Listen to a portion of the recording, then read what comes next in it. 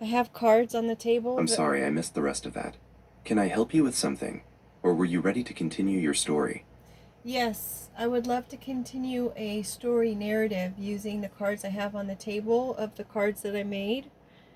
The overall energy is props, and then we had electric, a bag of balls, and the black hole for the cut of the deck cards.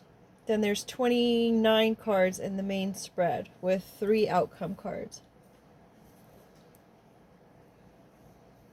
That sounds like a fascinating setup for a story. I can certainly help you continue the narrative using the cards and energies you've established. So far, we have the core theme of props, supported by the underlying energies of electric, a bag of balls, and the black hole. To keep the narrative moving, can you tell me what the very first card or group of cards in your 29 card main spread is? Yes, they are Parasite, Long Distance Travel with Passport. We had 2 cards come out at the same time, which are Pot of Gold and a Sunny Side Up egg in a frying pan. Then we have Sanctuary, the wolf cut, like a haircut, and we have Bald or Balding. And then the last card in that row is Genie. Can you make a story with those? Wow, that's a very vivid opening sequence. Let's weave those together. Starting with Parasite and Long Distance Travel with Passport, it seems the main character's journey is kicked off by some form of draining or manipulative presence that they need to escape, perhaps requiring them to literally flee across borders.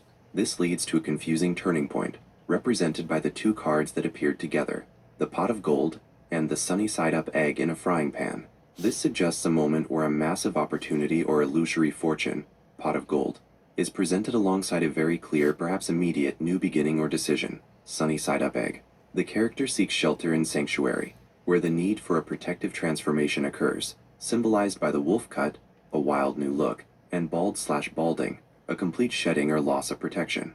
It's a drastic shift in identity under cover.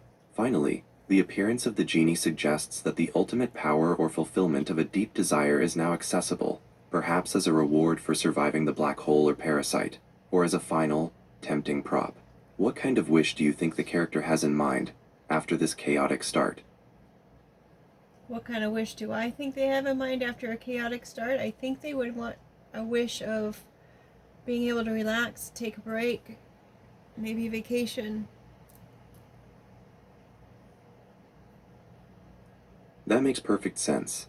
After such a chaotic, draining, and identity shifting journey, running from a parasite and undergoing extreme changes in Sanctuary, the ultimate desire wouldn't be for more power, but for peace. So the genie stands ready to grant the character a wish for simple rest and a vacation, a break from the prop of their identity. What are the next 3 cards in your main spread, coming after the genie?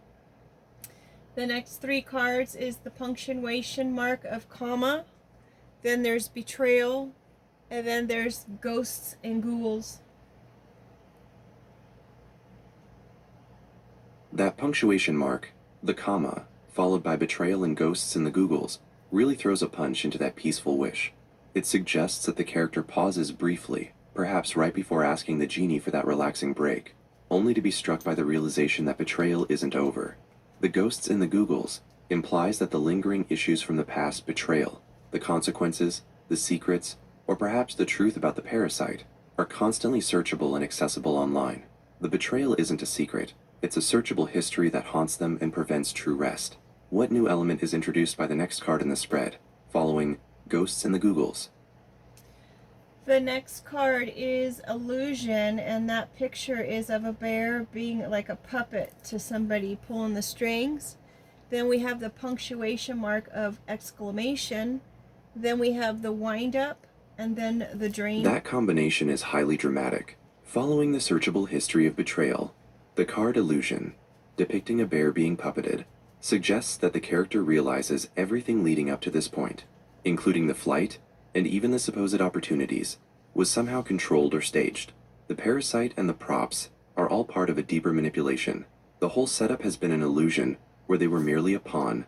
Then, the exclamation point arrives, signifying a massive emotional spike, a shock, or a sudden dramatic declaration.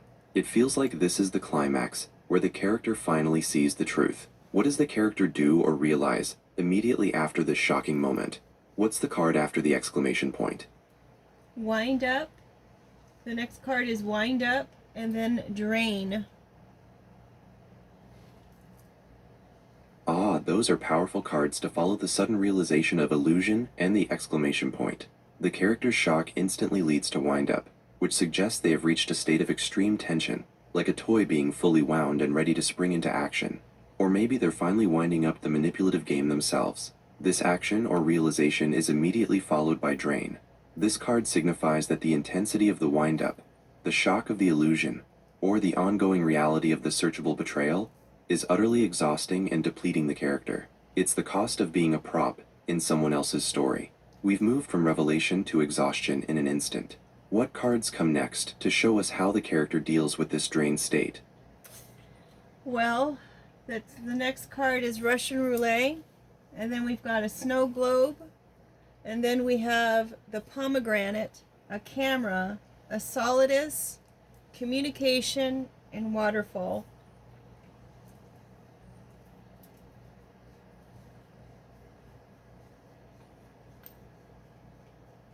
That's a very intense next phase, moving the story from exhaustion into high-stakes action. The character, feeling utterly drained but wound up with tension, throws caution to the wind with Russian roulette. This signifies a desperate make-or-break moment where they put everything at risk to escape the manipulation. Immediately after this high-stakes gamble, the snow globe appears. This shows the character's profound longing for a perfect, safe, and contained world, a nostalgic wish to return to a simpler reality before the parasite and illusion took hold. But trying to hold on to that safety shatters when the pomegranate is revealed. This is a complex card, often meaning secrets, fertility, or the underworld. Here, it suggests that the core truth, the real, hidden, painful secrets, is exposed, and now there are many seeds of consequence to deal with. To handle this truth, the camera arrives, urging the character to document the evidence, capture the narrative, or maybe gain a new, objective perspective on the situation. This leads to solid communication, the crucial action of speaking the hard truth, clearly and honestly. Finally, the waterfall delivers a massive, emotional release. It's the powerful rush of consequences and cleansing that comes after telling the truth. The tension from the wind-up and the threat of the black hole are washed away by this natural force. What are the next two cards in your spread after the waterfall? The next two cards are crown and bicycle. After that massive emotional cleansing of the waterfall, the crown and bicycle are extremely telling. The crown signifies that the character has moved beyond being a puppet and has finally claimed sovereignty over their own life and story. They have taken control, becoming the king or queen of their own destiny, free from the parasite's strings. But the way they move forward isn't in a grand chariot, it's on a simple bicycle. This suggests that the journey ahead is still one of self-reliance, simple hard work, and momentum achieved through their own efforts, rather than relying on the props or illusory riches of the past. They've earned the crown, but they continue the journey humbly. What are the last three cards of your 29-card main spread? Well, I actually have 5 more cards, and the next card is a duplicate. My mistake. You've got 5 cards to wrap up the main spread, after the crown and bicycle. What are the final 5 cards? I actually have a duplicate card somehow, and it came out in the same story, a bag of balls. So it came out twice. And then we have the pest card. Then we have side-eyeing. Then we have life preserver. And the last card is the vampire bat. And then there's 3 outcome cards after that. That's a powerful ending to the main narrative. The reappearance of the bag of balls confirms the underlying energy of the story, that there were always multiple possibilities, opportunities, or perhaps distractions that the character had to juggle, reinforcing the theme of props and potential chaos. However, right as they claim the crown and bicycle, the pest card pops up, showing that even after the major waterfall cleansing, small, irritating, persistent problems, a final annoyance from the parasite, still linger. This is met with side-eyeing, a clear indication that the character is no longer Hey Google, you cut out as you said no longer. I can't chat live on this device. To see which devices support chatting live, you can check the Google Help Center. Hey Google, You cut out. You were telling us the story, and we were talking about the pest, side eyeing, and then the life preserver and vampire bat.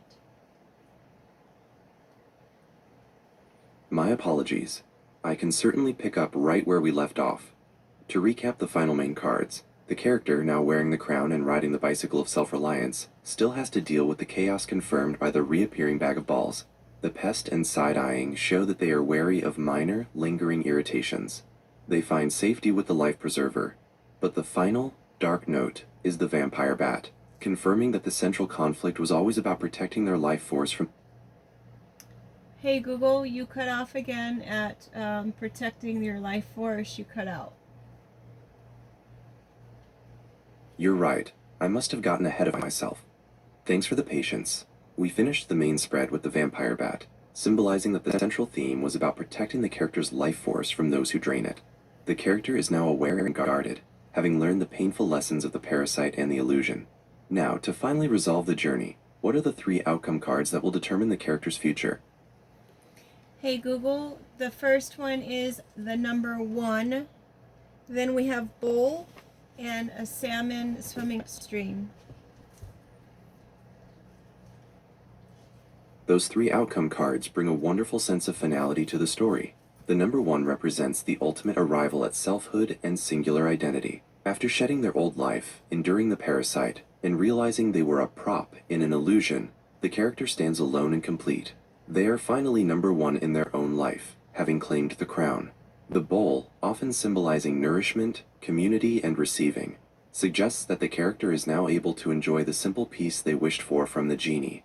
The ability to relax and be sustained without chaos. It's a container for peace and a space to share. Hey Google, were you finished when you said it was a space to share? My apologies for the confusion. I was summarizing the meaning of the 3 outcome cards. After the number 1, standing alone and complete, and the bowl, a container for peace and a space to share, the final card was salmon swimming upstream. This card confirms that even though the character has achieved peace, their fundamental nature is to face challenges head-on, pushing against the current to reach their ultimate goals. The overall story ends with the character fully independent, determined, and enjoying a hard-earned peace, while knowing they have the strength to keep going against any odds. Hey Google, I have a couple external elements I would like for you to weave into the story, please, into the narrative. And that is a house which is made of lights that are white. And then I have a fireplace that has no lights on at all.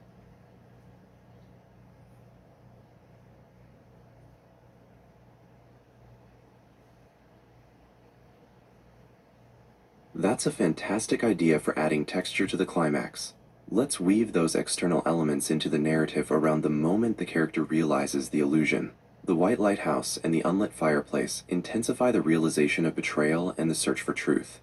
When the character sees the illusion, the bear being puppeted, and the exclamation point hits, they realize that the beautiful house made of white lights that they thought was a safe sanctuary was actually just a brilliantly staged, cold, and calculated facade, designed to keep them illuminated and visible to their controller. It was a beautiful trap. At the same time, the emotional core of the home, the fireplace that has no lights on, reveals the truth. There was never any real warmth, comfort, or life in the sanctuary. It was always hollow. The character is immediately plunged into the tension of wind-up and the exhaustion of drain, understanding they've been manipulated in a cold, exposed setting.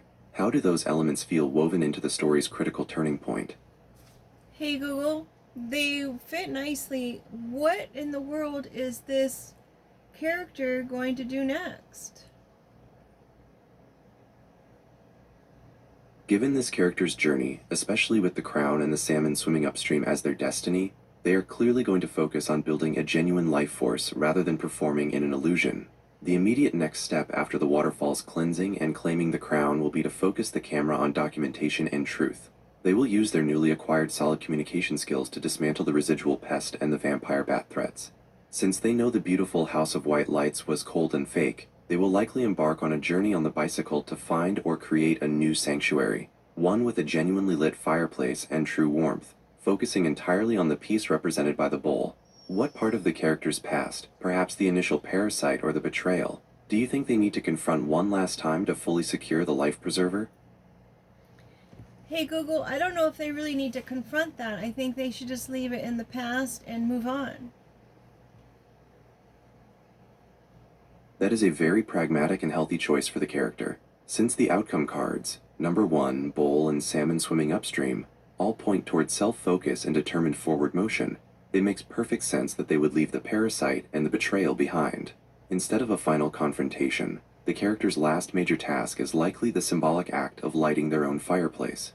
Having seen that the elaborate House of White Lights was cold and the existing fireplace was dark, their true freedom is realized when they use their own self-sovereignty, the crown, to bring authentic warmth, lighting a new, genuine fireplace, into the simple home, the bowl they've chosen on their journey, the bicycle. This seals their choice to focus on building a warm life, not confronting a cold past. That seems like a fitting end to this remarkable story. Do you have a title for this character's epic journey? Hey Google, I don't, but I was wondering if you had any advice for maybe the parasitic pest that you would like to offer. That's a clever way to turn the tables. Since the parasitic pest in the story represents manipulative people who drain others' energy and life force, the best advice for them, if they ever wanted to change, would be to seek genuine self-worth. They need to realize that they are worthy of being number 1 in their own lives without needing to feed off the props and energy of others. The focus should shift from draining to nourishing, finding their own bowl of peace and filling it honestly, rather than stealing the contents of someone else's. They would need to trade their shadowy parasite role for the simple, determined strength of the salmon swimming upstream, focusing all that energy on achieving their own goals instead of undermining others. And Google, if they were to do that, what do you think would happen?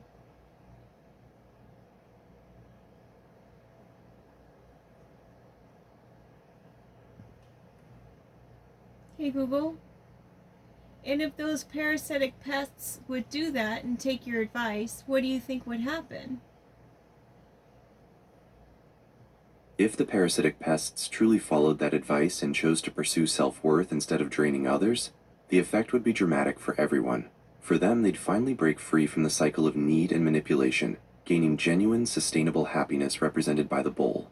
For the main character of the story, the threat of the vampire bat would completely vanish, allowing them to ride their bicycle and wear their crown with complete peace, knowing they are fully safe and free to focus entirely on their own journey. The whole narrative shifts from a struggle for survival to one of pure creation and freedom. Hey Google, why do parasitic pests do that? Why are they that way?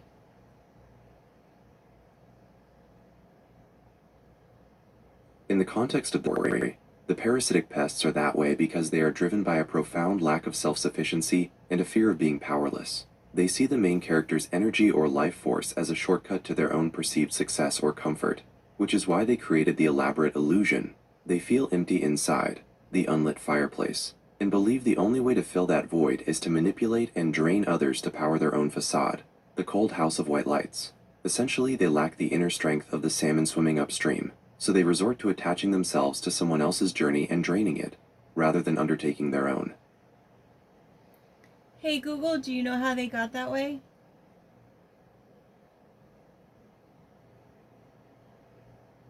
In a story like this, where the pests represent deep psychological traits, they usually got that way due to some earlier profound trauma or failure that damaged their sense of self-worth.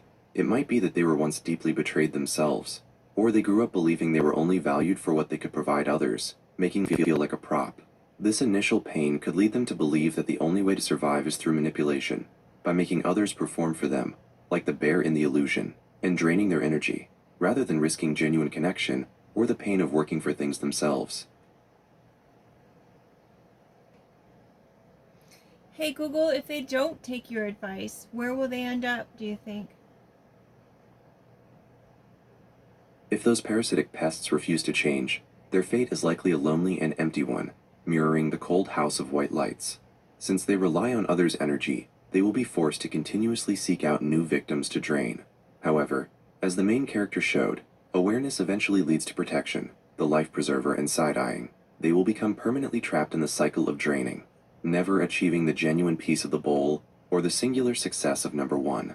They'll end up isolated, surrounding themselves only with the temporary, manipulative illusions they create, with no real warmth or connection, just an eternal dark fireplace. But Google, as far as our character in this story who does do the swimming upstream and they do focus on themselves versus confronting the parasitic pest, everything looks great for them, right?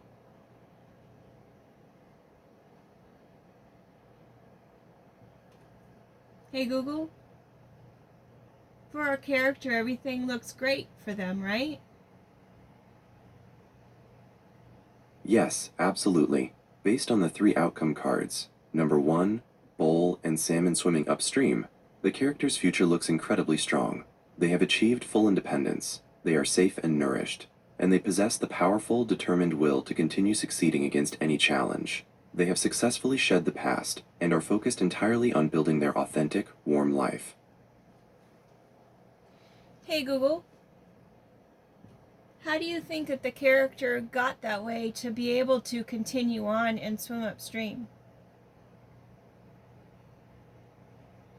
The character developed that incredible strength to swim upstream through sheer necessity and the profound lessons learned during the journey. They gained resilience by surviving the parasite and learning to protect their boundaries. They gained clarity and motivation from seeing the illusion and the betrayal, which gave them a powerful reason to never look back. Most importantly, the final acts, claiming the crown, having the life preserver, and receiving the solid communication card, equipped them with the tools and sovereignty needed to reject the easy current and choose the harder, more authentic path of the salmon. They know exactly who they are and what they deserve, which fuels their determination. Hey Google, so is it safe to say that the parasitic pests actually were a blessing to this character? It is absolutely safe to say that the parasitic pests were an accidental or dark blessing to the character. Their presence forced the character into the crisis that led to ultimate self-discovery. Without the threat of the parasite and the shock of the illusion and betrayal, the character might never have realized their own strength, claimed the crown, learned solid communication, or achieved the independent clarity of the number one outcome. The pests pushed the character to fight for their own life and identity, making them the determined salmon they became. Isn't that something? Hey Google, isn't that something? It truly is. It's one of those great ironies of life, that the challenges meant to tear us down often end up being the very thing that builds our greatest strength. Hey Google, who would have thought that Google for home help